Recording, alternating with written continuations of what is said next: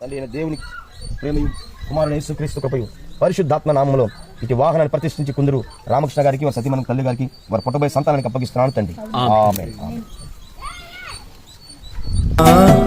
ప్రేమించుటకు ఏమున్నది నా యేసయ్యా,